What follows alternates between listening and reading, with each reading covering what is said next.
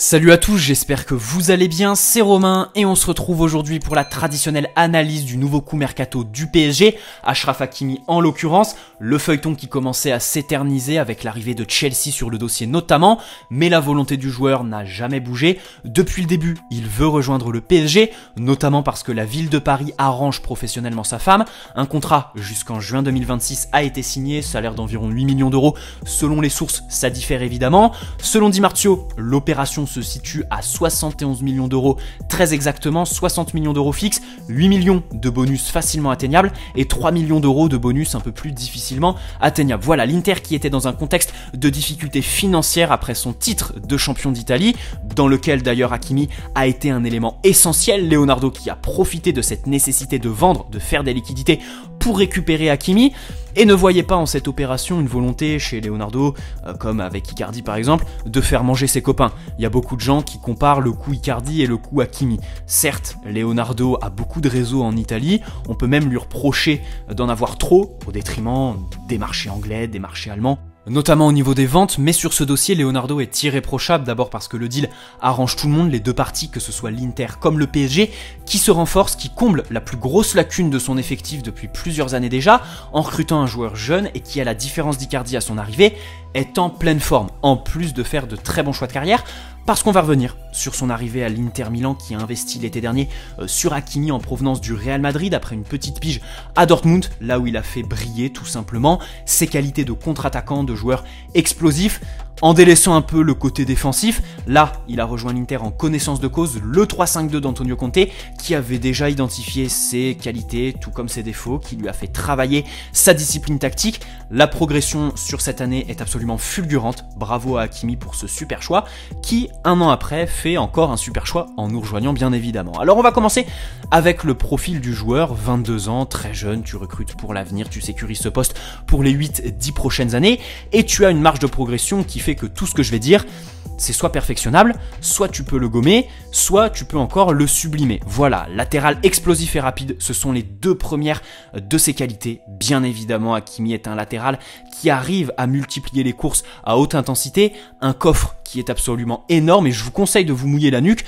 parce qu'après la saison qu'on vient de faire avec Florenzi, ça va faire très bizarre. Voilà, d'un point de vue tactique, il est capable d'apporter de la largeur qui pourrait créer de l'espace à l'intérieur pour des Neymar ou Di Maria par exemple. Il est capable d'étirer un bloc et il peut aussi prendre la profondeur, donc étirer un bloc, tout comme le perforer parce qu'il est rapide, parce qu'il est très intelligent dans ses déplacements. Il arrive à trouver des intervalles, que ce soit par la passe ou par ses mouvements bien sûr, par sa rapidité aussi. Techniquement, il est très bon, mais c'est pas la première de ses qualités. Néanmoins, il a le bagage technique pour s'imposer et se connecter au PSG. Ça, c'est un aspect que je mets beaucoup dans mes vidéos. Le bagage technique, et ici, la comparaison va être très facile, puisque ce sera avec Thomas Meunier, qui a quitté le PSG après des saisons très très laborieuses. Pourquoi ? Parce que techniquement, il n'était pas au niveau. Et pour moi, quand tu rejoins le PSG, il faut avoir un certain niveau technique. Le contre-exemple parfait ici, c'est évidemment Blaise Matuidi, mais il y en a peu d'autres. Et de tous les échecs au PSG, le déficit technique en a été une des premières caractéristiques. Pour revenir à Hakimi, il est évidemment capable d'éliminer, c'est un très bon centreur et un très bon passeur, décisif aussi, son influence dans le dernier tiers du terrain n'est plus à prouver, au niveau des buts aussi, il apporte de la verticalité, par sa capacité à tenir le ballon, à accélérer avec aussi, notamment dans les sorties de balle. Ça c'est intéressant, il faut bien le noter, il arrive à bien faire progresser le ballon pour perforer l'adversaire par exemple, et puis évidemment on retiendra aussi sa capacité à se sublimer dans les grands rendez-vous, c'est quelqu'un qui répond présent. Maintenant, comment l'utiliser ? Parce que c'est ici qu'arrivent les interrogations et la seule éventuelle nuance qu'on pourrait poser sur ce dossier. Alors, comme avec Sergio Ramos, on peut penser à une défense à 3 qui est l'idéal, sans aucune nuance, sans aucune interrogation pour Hakimi, parce qu'il est meilleur en tant que piston que latéral normal, bien évidemment. Avec Sergio Ramos, il y a une nuance dans la mesure où il a jamais vraiment évolué dans un système à 3 tout au long de sa carrière, donc on peut se demander si à 35 ans il est capable de se réinventer pour jouer dans ce registre, alors qu'Hakimi, un 3-5-2, un 3-4-3, c'est le système idéal. Mais encore une fois, je suis assez sceptique, même si ça me fait rêver, je vois pas Pochettino installer ce genre de système, donc je préfère imaginer un alignement à 4 dans lequel il peine un peu, parce que au niveau de l'alignement, c'est pas forcément le plus intelligent dans les 1 contre 1 aussi, mais dans un premier temps, il comble tout ça par ses efforts, sa capacité à multiplier les courses à haute intensité sur les 90 minutes d'un match, pas une de plus, pas une de moins, et par sa progression. Depuis un an, Hakimi a super bien progressé techniquement et défensivement aussi, au niveau de la discipline bien sûr. Donc ici, il y a un énorme enjeu pour le PSG et pour le joueur. 1. Ne pas tomber dans les travers de la vie de millionnaire à Paris. Et 2. Un peu plus tactique, continuer sa progression tout simplement. Et aussi, petite notation pour le 4-2-3-1 spécial Pochettino, on peut l'imaginer en concurrence avec Di Maria au poste de milieu droit, et on notera aussi sa polyvalence qui fait de lui un joueur capable de jouer latéral gauche, pour dépanner évidemment, ça ne le gêne pas, il est tout aussi à l'aise au poste de latéral gauche.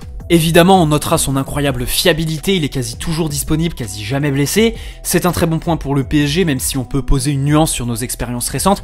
Idrissa Gueye est le premier d'entre eux. Je parle évidemment des joueurs qui sont venus au PSG avec la réputation de joueurs très fiables physiquement et qui depuis leur arrivée, bizarrement, allez savoir pourquoi, sont irréguliers. Voilà, mais dans tous les cas, c'est pas ce qu'on souhaite à Hakimi et je pense que ce n'est pas ce à quoi on peut s'attendre avec le latéral marocain qui a 22 ans, on le rappelle. Et enfin, j'aimerais m'arrêter sur le second débat après ses qualités défensives qu'on peut remettre en cause, le prix. Évidemment 70 millions d'euros c'est très conséquent, j'ai envie de commencer avec un constat très simplé. Si on peut, pourquoi s'en priver? Sachant que le poste de latéral droit était la priorité des priorités du club depuis quelques mercatos déjà, si Doha a jugé qu'il fallait investir, tant mieux pour nous. De toute façon, c'est pas la somme en elle-même de l'opération qui va nous mettre à mal, mais je pense que la petite nuance qu'on peut poser, c'est sur le salaire. 8 millions d'euros en l'occurrence pour Hakimi, c'est un bon salaire, un salaire de titulaire, un statut évidemment qu'il faudra traduire sur le terrain par ses performances.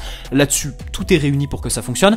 Je pense qu'il n'y a pas de problème de surpaiement. Problème qu'on peut retrouver avec Gianluigi Donnarumma, par exemple, ou Wijnaldum. Là, je pense qu'on est dans le juste prix. La classe mondiale, ça a un prix, évidemment, tout autant que l'expérience, même si avec Hakimi, on en a un peu moins. Mais dans tous les cas, j'aimerais terminer avec une comparaison avec d'autres grands clubs européens aux mêmes aspirations que le PSG. On peut penser à Liverpool ou à Manchester City avec leurs nombreux investissements en défense.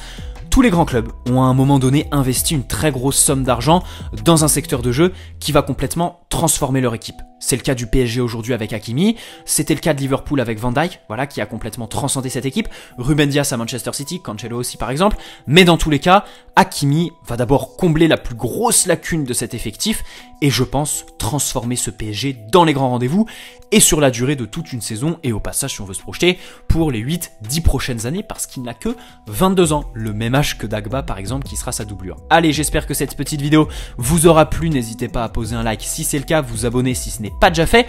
On se retrouve très bientôt pour le mercato parfait. La vidéo sur Donnarumma, on attend les officialisations, vous l'avez vu hein, cette vidéo, je la prépare, le transfert n'est pas du tout officiel, elle sera en non répertorié et dès que le PSG officialise, boum, je la balance. Peu importe l'heure, peu importe le moment, voilà, je balance la vidéo. Allez, très bonne soirée à tous, allez Paris, ciao.